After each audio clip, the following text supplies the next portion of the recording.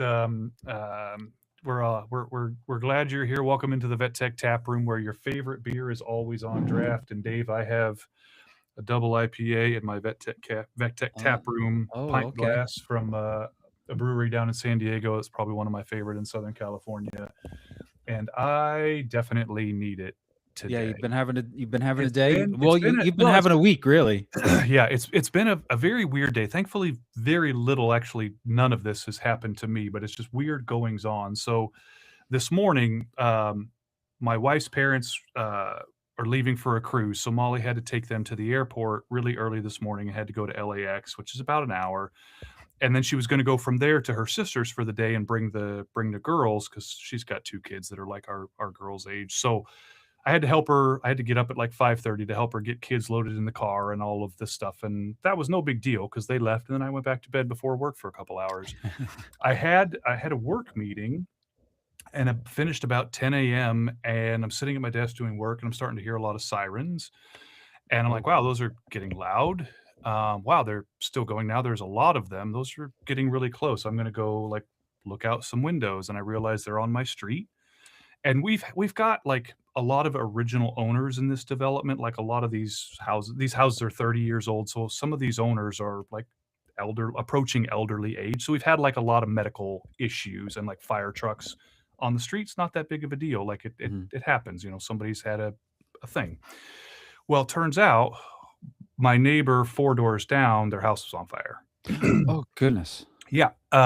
Thankfully, so their son was home, and he was in the shower when the alarm started going off. How old is he? He's at least in his 20s. Oh, so like an Yeah, so adult. a Yeah. adult Okay. son, yes. Okay. And thankfully, it ended up being an electrical fire of unknown origin, at least at this point, in the garage. And it seems it was contained to the garage. The rest of the house That's good. is fine, which is because the fire department, the closest one is like really just like one or two streets over. They got here like really, really quickly from the time Good. they were called.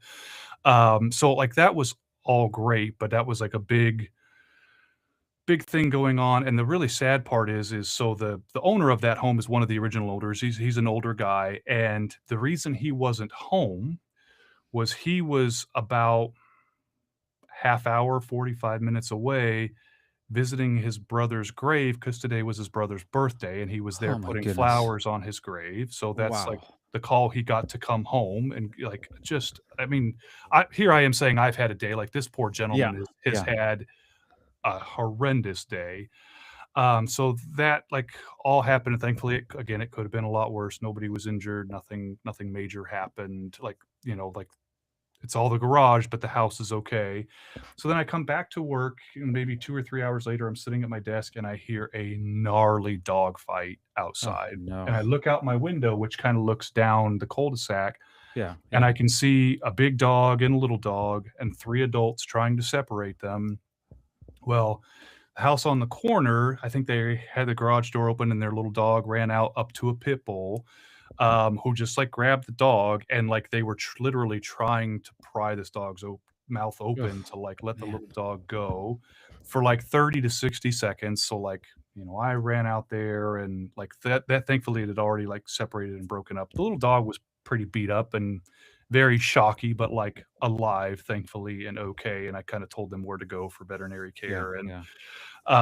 but just like it just One such thing after another. weird goings on today. So I kind of, like I was saying before we started recording, like I want to close the blinds, close the windows, turn all the power off, and like just sit in the dark for the night, like so that nothing else happens. It's been a very, very bizarre day.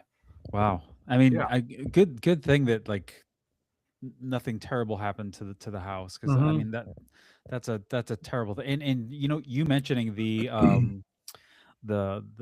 fire trucks and the sirens and all that stuff. I watched a movie last night on Hulu called Code 3. I don't know if you've heard of it. Um and it stars I can't think of his real name, Dwight Schrute from The Oh yeah, Office. yeah. Rain Wilson. Yeah, Rainn Wilson, thank you. And he's a paramedic, and they just kind of it's I mean, it's Rainn Wilson, so it's somewhat of a comedy, Sure.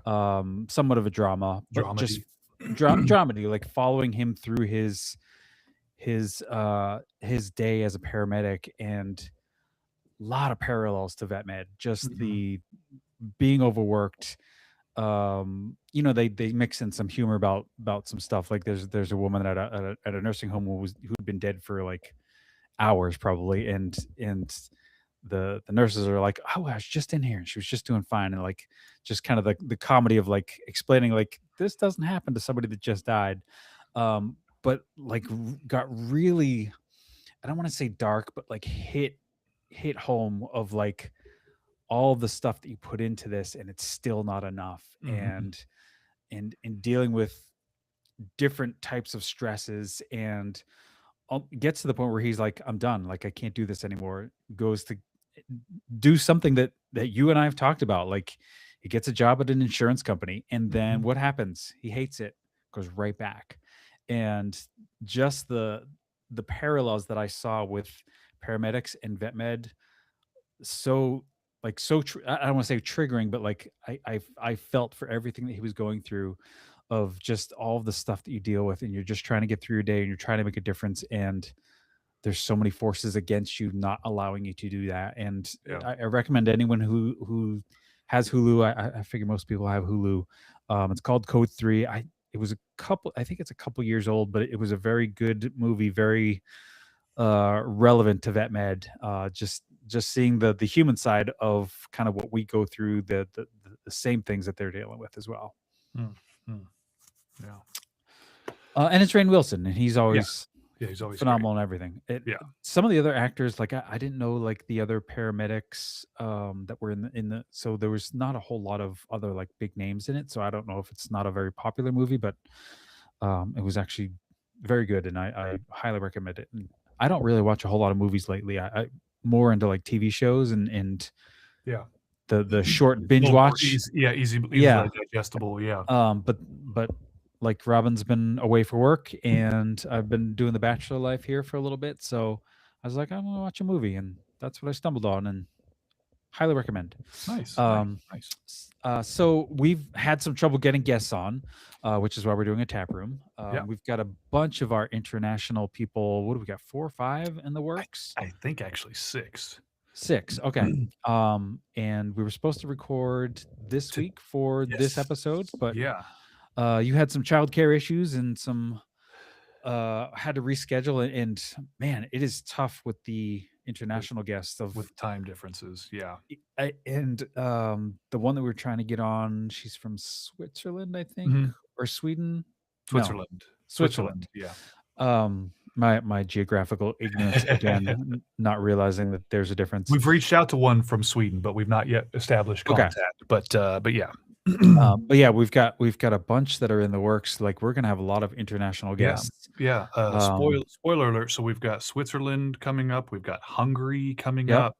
up, we've got another Australia coming up, we have Ireland. Ireland coming up, we will have Spain coming up in the not too distant Oh, that's future, right. Yeah. and We finally got in then touch with that yep, person. and then, like you alluded to, we've also reached out to the person in Sweden. I haven't heard back from her yet. I gotta follow up. And those just always take a little bit more Yeah. time coordination, 'cause especially those that are in Australia when the time difference for me is like 21 hours. Yeah.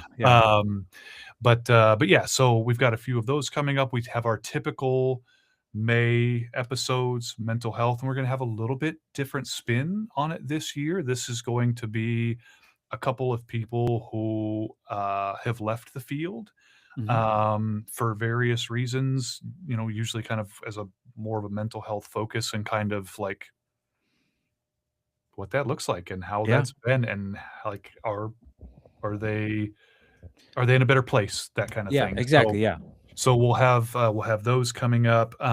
We definitely we have at least one of our mental health episodes scheduled to record on Monday, so we'll definitely have one of those at least this Is that month, and Monday? hopefully That's not Monday. yeah, That's like the end of the Monday. month. No, we're No, recording that one on Monday.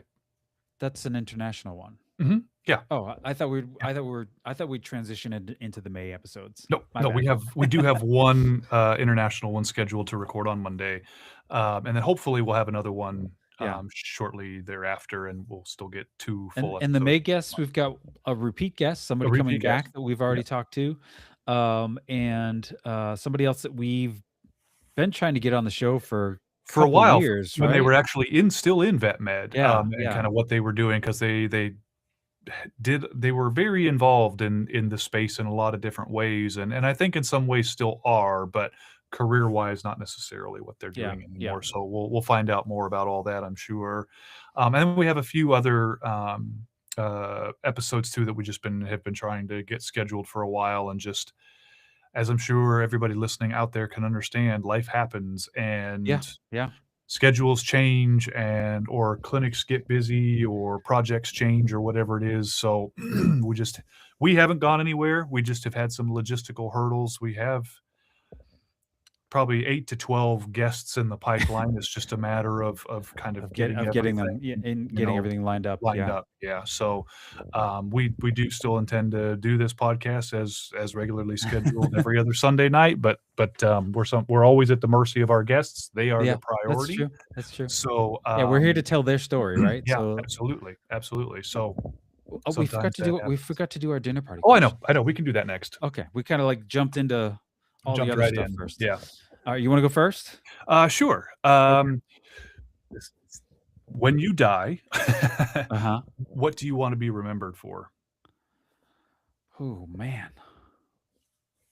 I I've thought about like what happens like and like in the prospect of like will I just be forgotten? Mhm. Like is it going to be like 5, 10 years like, oh yeah, remember that guy? And like that, I mean that's the only thing that really bothers me about dying is that I become forgotten even though I spend most of my life trying to not be Just noticed. be the dichotomy of Dave. There's such an inner like battle between myself of Oh gosh. like don't forget me, but like don't pay But also attention to me. but also don't acknowledge me. I mean that's true. That's truly like I feel both of those things where I don't want to be forgotten, but I also don't want to be noticed. Yeah. Um, what do I want to be remembered for? I want to be remembered for and I hear this. You know, I'm not one to toot my own horn. I'm not one to like. I mean, I have imposter syndrome, but I've been told by people that I have been a positive influence in their as far as friendships, as far as like teaching them, people that I've worked with, and I'm happy with that. I'm happy to know that I've made a positive impact, even though the imposter syndrome in me downplays the entire situation. Right. Yeah. But that I mean that's such a revealing question of yes, I don't want to be forgotten, but I also do not want to be noticed. My question is not as deep. Oh, first of all, what do you want to be remembered for? You know, what my initial thought was like maybe you've heard this as a joke, but I saw it as like a comedic sketch a long time ago where like, when on the news, like when somebody interviews like a neighbor or somebody like and somebody like killed somebody else, and everybody's I like, I never expected that from this person. They were always so nice and so pleasant and whatever. And the comedian is like, I want somebody to just say this person was a raving lunatic and like I saw this coming from a mile away, like that whole thing. Like are you trying to tell us something? Like no, no, no. Like you have other so the bodies part of somewhere? that is like I also saw like live your life like you want your eulogy to be read, Yeah, right? Like yeah, whatever they're saying about you, you want it to be yeah, true. I think for me, the biggest thing now, this point in my life, is I'm raising two young daughters, and I want them to be like strong, independent, like courageous women that like will take up space and like have no problem being in any room in any place they're supposed to be. mhm, Like and I mean, like if as nothing else, I want them to be that. as Like as a new dad, that was a layup question for you. I know for sure. All right, your question, and this is from I can't remember who does this. It's either Stephen Colbert or I think it's Stephen Colbert, where and you've probably seen the Instagram clips. I've probably sent you multiple of them. If not, I'm sure they're in my inbox. What is the best sandwich? Oh, okay. Well, so here's the thing. I don't like the framing of these kinds of questions. What Okay, I would rather reframe this to be like, what is my favorite sandwich? Because when you say what is the best that's sandwich, kind of what I mean. that's what like sparks internet debate and like rabid comment section because there's no right answer, right? All right, what's So your like favorite sandwich? How about my that? favorite sandwich, I am very basic. Ham and cheese on white bread with avocado and some black pepper.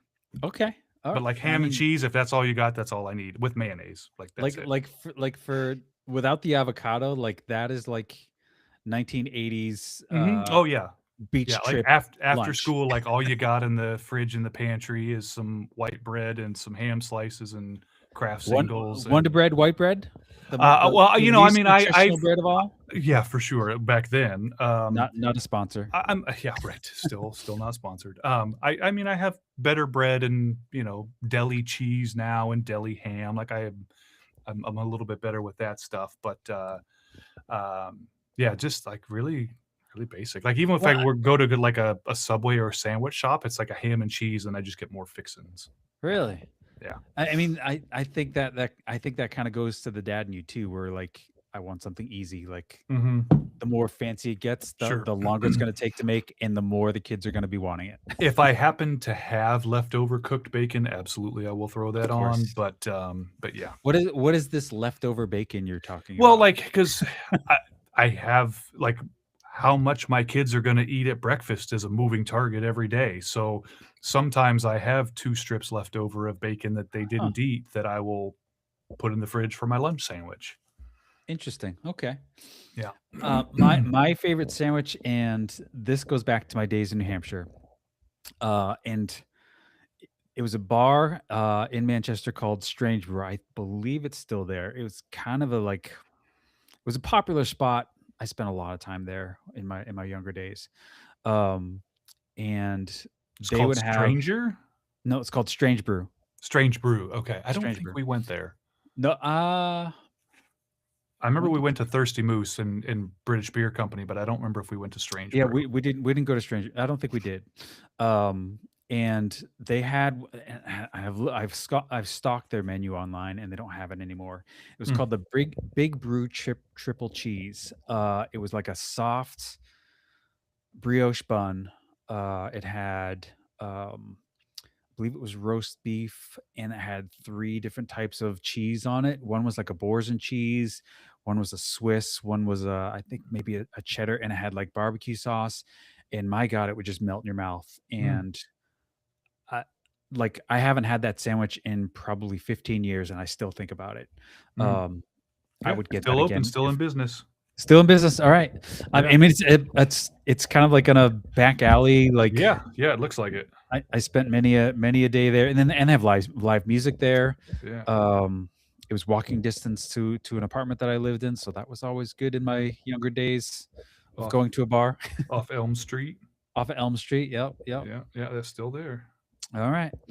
I can't imagine it would go away because it's a pretty big place and a pretty popular spot. But that's my favorite sandwich. Ooh, got me craving it right now.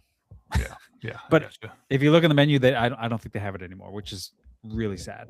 Uh, you know, if you go there though, and you get the right person that has been there that long, I maybe they can it's whip up the ingredients in the back. I don't think they have the same bartenders that were there when I was going there. All right. Well, Uh, now that we've killed 20 minutes, if anybody is still listening and or watching, I apologize and also thank you. We're going to get into some veterinary topics now. Well, we kind of did a little bit already, but yeah, we did a little bit of that. so some news this week. Yeah, just Uh, last couple days. yeah, last couple days with Chewy Mhm. buying Modern Animal? Modern Animal, yeah, Modern and Pet? Imma And be I hadn't heard of Modern Animal before, same, like same. I was just gonna say, Imma be very honest, I don't think ever ordered anything from Chewy. I don't use Chewy.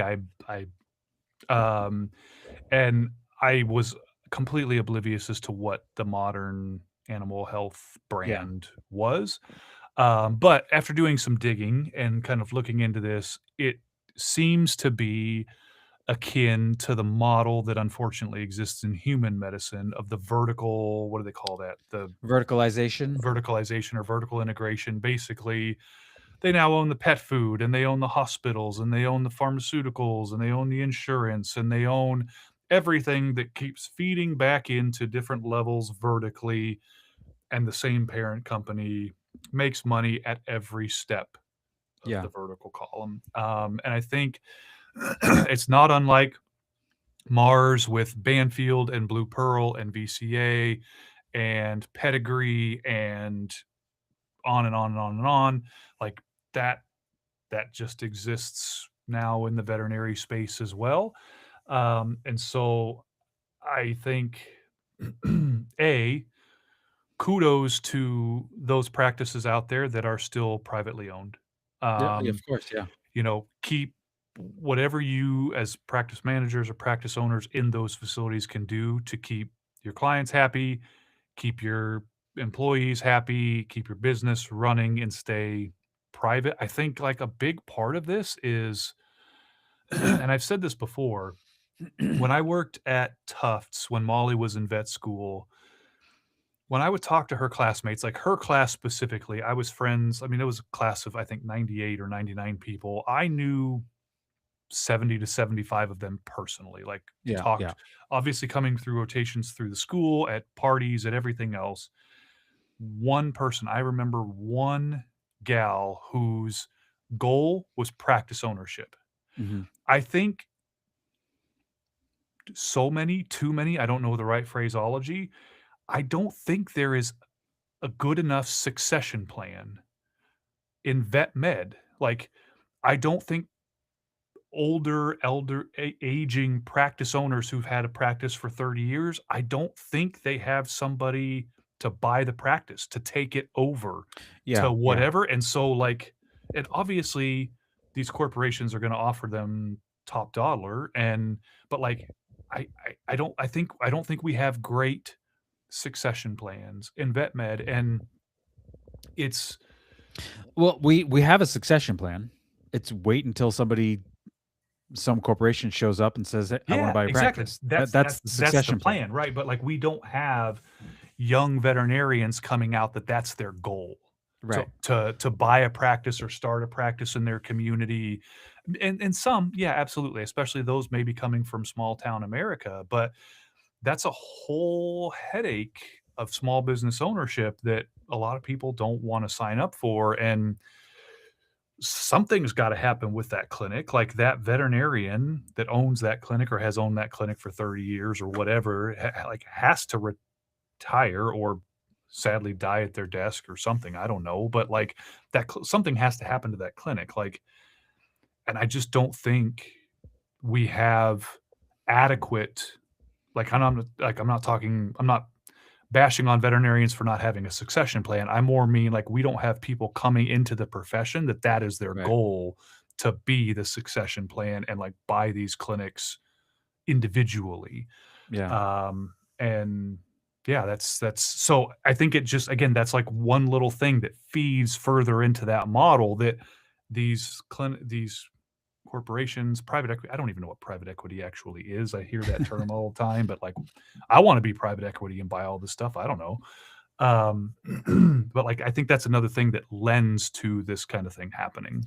Yeah, and when I first started the practice that I first started in was Daniel Webster Animal Hospital in Bedford, New Hampshire, and it was owned by one guy, Dr. Tucker. He had owned it since the '70s. Built it up, built it up, built it up.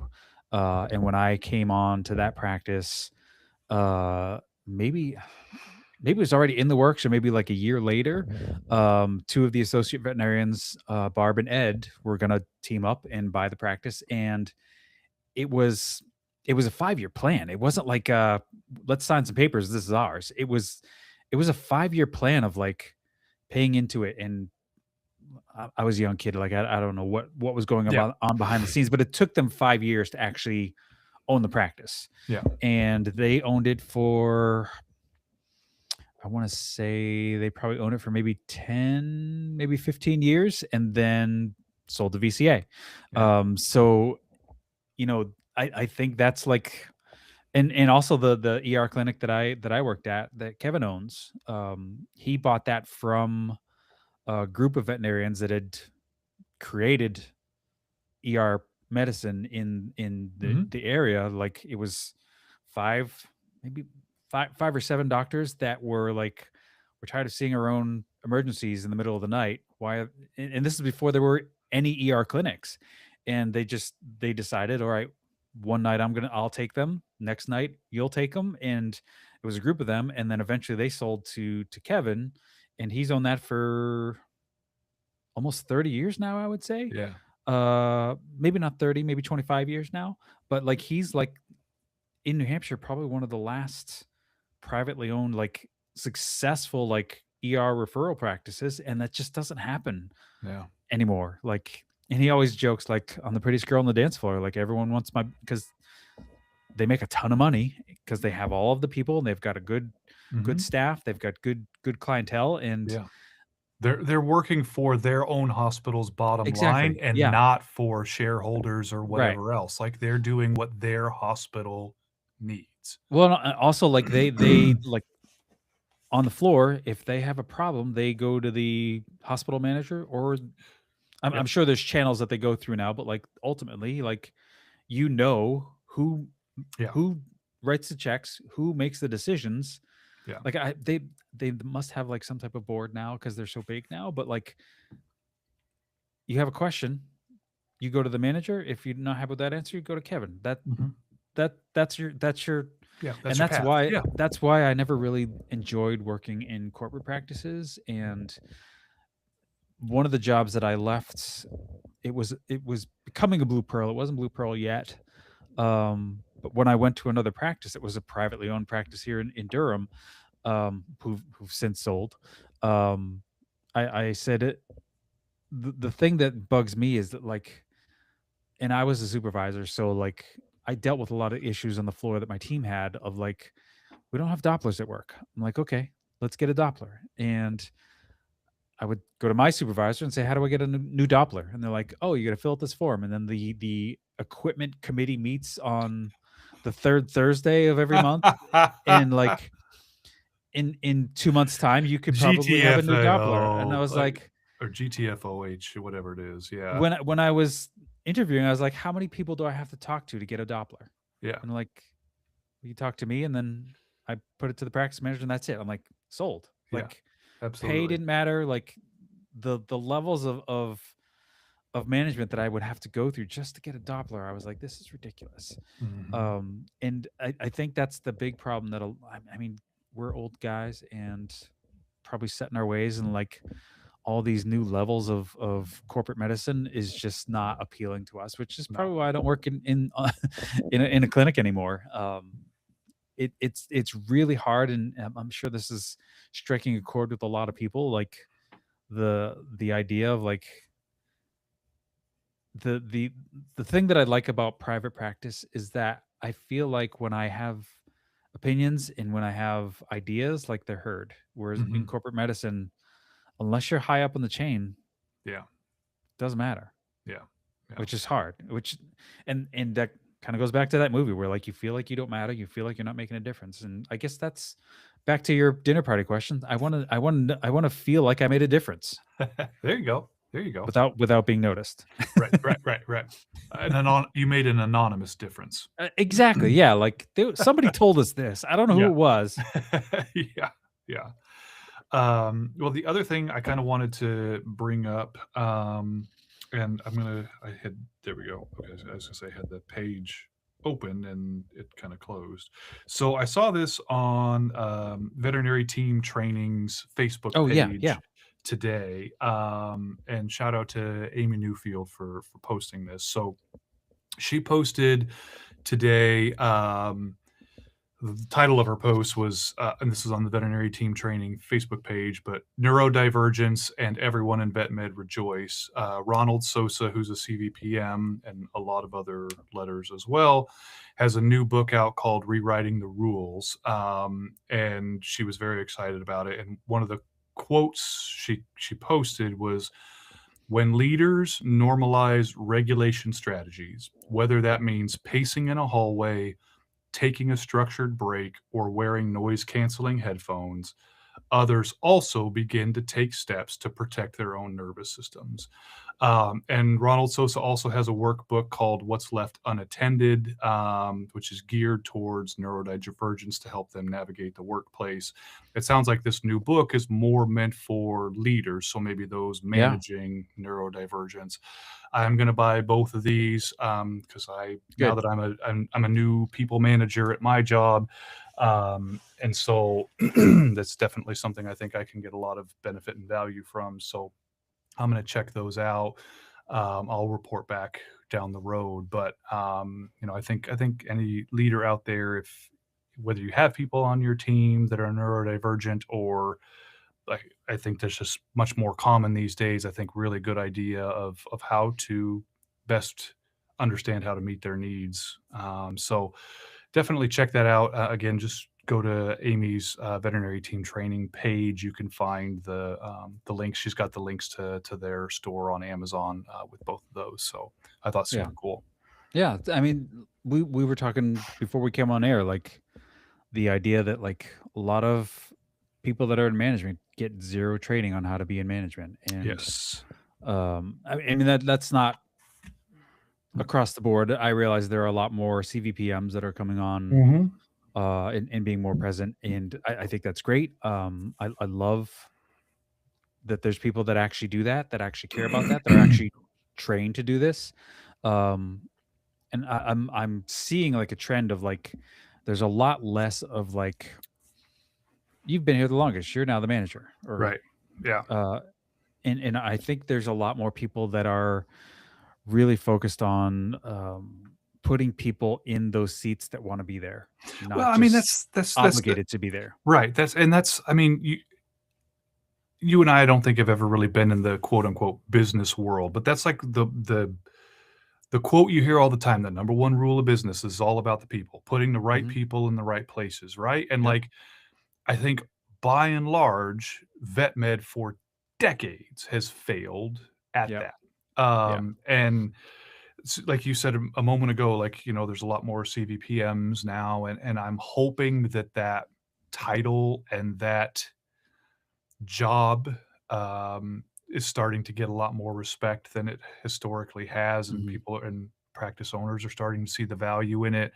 Just when I was in Illinois at my training in February, I found out my boss, who's one of our directors, who lives in Central California, he's a CVPM, and I was like, dude, I just found this out like a week ago. That is so impressive that you are a CVPM. Like that is no joke what one has to go through to earn that. And he's like, I think you might be the first person in veterinary medicine who's ever said that to me. And I was like, yeah, I like that. I mean, that's bonkers. So, Yeah. it's, yeah, like we need those leaders that have the specialized education and training and are willing to look outside in different areas and get Hmm. additional input and training from other places and look at things a little bit differently. I think that's truly the only way this profession is going to survive. Well, and also it's the I think sometimes it's getting people that are dedicated to that job because it's I mean I've never like been in like I was a supervisor for a year. I hated it, but I've never really like been in a management role where like I was completely off the floor. But I think when we do that thing where we're like you've been here the longest, you're the most experienced, you should be the manager. It's very hard to and I'm sure there's people that will disagree, but it's very hard to like turn that switch off of like Mhm. there's there's a shift that needs to be filled or a catheter that needs to be placed, but I've got 18 million things to do in my office. Like I think it's hard for us as technicians to turn that switch off to say I shouldn't be doing this tech skill because Right. and part of that, and it may be that if I were put into that role, if I'm uncomfortable doing the management stuff, what am I going to fall back to? The stuff that I know, the stuff that Right. I'm confident in, the stuff I'm comfortable in. So I'm going to Right. take time out of my day to place a catheter or complete these treatments. Whereas doing that, now I'm going to have to stay later to finish work that I should have been doing because I was helping on the floor. I think it's hard sometimes for us as technicians to turn that switch off to say Yeah. that's not my role anymore. I'm in this role, but I could be completely wrong. I Yeah. could be Well, wrong. to be honest, I mean, we have talked to different people, David Liss, Ed Carlson. I'm going Hmm. back to like the very beginning of our Beginnings, yeah. podcast. And I said, like, I know myself to be a poor manager of people. And Hmm. I have had Don't conversations. don't listen to this ASPCA. He's a No, no, great no. manager of I was just people. going to say I have had conversations with my now boss about this in the past that like I know myself to be a poor manager of people. Like this is what I want to do. I h- but that's when you are just thrown into a role with no support and no Right. training. Right. I had a whole month of training. I Yeah. had a week workshop in office. I have web pages of protocols of different things that we do the certain way. Like I'm not just out on an island by myself. Like Yeah. I actually was trained for the role that I have now, and I've had it for 3 months. Am I going to say I'm a good manager? Absolutely not. But what I'm going to say is I no longer feel that I am not capable. I have Right. had training and education that has helped tremendously for that, and now I feel comfortable doing it. Hmm. And I mean, I think I'm off to a good start. I don't know what my direct reports would say. I think the same, but like, and that's the big thing. Like, if you are stepping into that role or thinking about stepping into it or thinking about putting somebody in your hospital in that role because they are the most senior person, Hmm. make sure they have the support and the training and the education that they need to actually do the job at hand. And Yeah. that really goes for any job in the hospital, whether it's Yeah, it's true. veterinarian, veterinary technician, CSR, Yep. Yep. any of them, right? Any Like of them. that's the only way they're going to succeed. And that's Well, true and for managers too. getting back to your previous point, like ownership. Hmm. Like who trains them to be owners? Yeah. Yeah. Yeah. They And don't get small business management in vet school. no, no. Like Yeah. they might get like financial stuff, but they're not told how to like. I mean, granted, I didn't go through this, so I could be talking out my butt here, but like, what are they getting for like how are we expecting them to go, or are we just accepting the fact that they're not going to own a business? Yeah. I would just accepting that. Right. Right. Ugh. Yeah. I mean, wow. This is. I don't know. I mean, We can't fix all of the no. problems in veterinary medicine it's now up to 38 minutes and 20 When minutes of when we that. started, I was like, I thought Talking I, about I our thought this was going to be a really short tap room, and then Here we are. we've been going off on a tangent, Here we are. which We probably means we should wrap this up pretty soon. probably means we should wrap this up. And Yeah. I was going to have a beer with you, but I have to drive to the airport to pick up Robin in a little bit here. So Does it make you feel better if I just have an extra one for you? I would appreciate if you would take one for the team. Okay. I will jump on Or that a, creme a grenade. second one for the team. Are Okay. you going to have like a barrel aged stout? Because that's really what I would think you would That's want where I'm for headed me. tonight Okay. for sure. Yeah. Okay. Yep. You deserve it. You've had a day. Yeah. Yeah. I So, haven't really had it. I did some mowing today. you didn't have a lawn beer? That's I like did one not. of the top 5 beers. So here's the thing. I have a zero turn now. So a So you zero don't have a turn cup mower. holder? I have a cup holder, but like I would have to like. I mean, we have a lot of property to mow. Yeah, but you've got a lot of straightaways. Like you've got time to have a sip. Yeah, but you have to have both hands on the gears when you're using a zero turn. it's not like a steering wheel. Yeah, you've you got got two these guys, right? these guys, yeah. Yeah. So you have to have your hands on them at all times, otherwise you're gonna go into the fence. I mean, if that's where they find you with an overturned I mower and a beer I in your hand, I if that's I how you go, Dave, I mean, how do you wanna be remembered? fence so fence If you repair fence the is lawnmower, I mean, something that, Robin have I have both decided that we our relationship is strong, but it is not strong enough to withstand another fence build. I love it. I love it. I think that's a good spot to end it. I believe so. I think you're right. Yeah, caffeinators. We hope you enjoyed this one. If you're still listening to us, we Ramble on. just a quick shout out. We will not be at Hive South in San Antonio in about 3 weeks. The first weekend in I May, I think. I think it's the weekend that I go to London for EVAC. So yeah, Okay. so Okay. late November or We November, will late we May. will collectively be at Hive. I guess it's East in Charlotte in Yep. August. Yep. And we will be also at Hive West, West, which I'm not gonna wherever that is. say wherever that is. We've been And teased where it might be, but we will also be at IVEX in Savannah in yep. September. I have a toxicology VSPN course starting on Oh Tuesday. yeah. It's actually open now. You have a VSPN course on I have a series. It's like an ER series where the first group is going to be fluids and transfusions. The second group is going to be shock, sepsis, and SIRS. And when does that start? Course opens July 9th for Okay. the first one, opens July 30th for the second one. I love doing these for VSPN. They make things so, and VSPN does a great job with my procrastination where they're like, I we know. need your slides like 3 months before you give them. So it really does help with the procrastination because I have to have everything done well before. Like we can't be writing slides the day we're going to be giving them presentation like we're going to do for IVX. But Yeah. Yeah. VSPN's a great group, and the prices are fairly reasonable. Yeah, I they think the really are. courses are like $30, which is nothing.